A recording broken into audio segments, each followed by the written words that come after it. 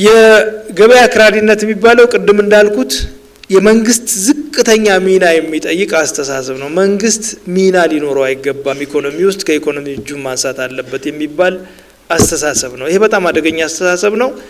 ይሄን አስተሳሰብ ካልተቀበላችሁ ብለው አንቀው ሌሎች ሀገሮችን የሚያስገድዱ ኃይሎች አክራሪዎች ይባላሉ። በዚህ አስተሳሰብ የተጠመቁ አሁን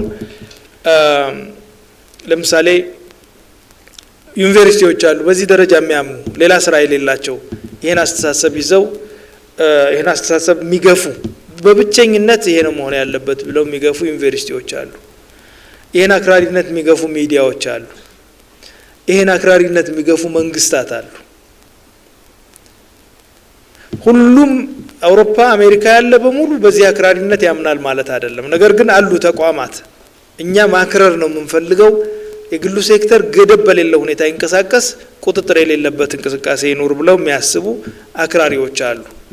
ስለዚህ የካፒታሊዝም አንድ ገጽታ ናቸው፣ ብቸኛው ገጽታው አይደሉም ብለን ልንወስድ እንችላለንና ነፃ ገበያ ስርዓት ለዘብተኛ መልክም ይይዛል፣ አክራሪ መልክም ይይዛል። አክራሪ መልክ በሚይዝበት ጊዜ በጣም አደገኛ ነው። በጣም ከባድ ተጽዕኖ በህዝቦችና በአገሮች ላይ የሚያደርስ አገሮች እንዳይፈናፈኑ የሚያደርግ አቅጣጫ የሚሆንባቸው ሁኔታዎች አሉ ብሎ መውሰድ ይቻላል። ሊበራሊዝም እና ግሎባላይዜሽን ግንኙነታቸው ምንድነው የሚለው ሊበራሊዝም እና ግሎባላይዜሽን ጠንካራ ግንኙነት አላቸው።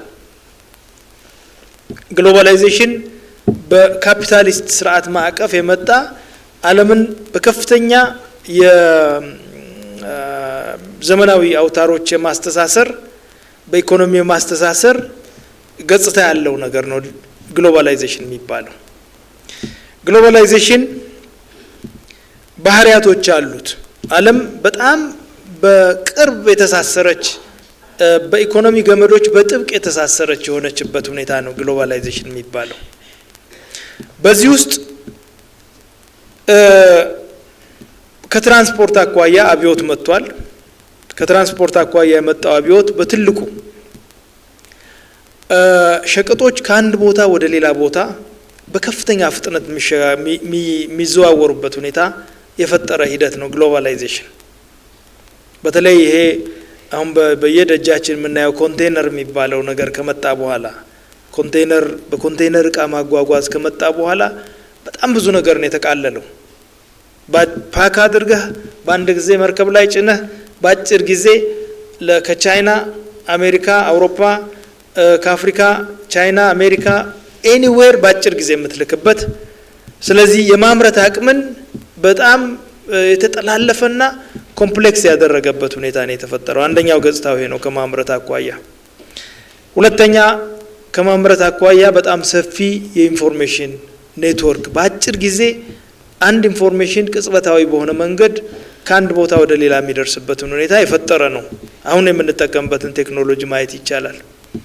አንድ ቦታ ሆነን በአጭር ጊዜ 7-8 ማዕከላት ላይ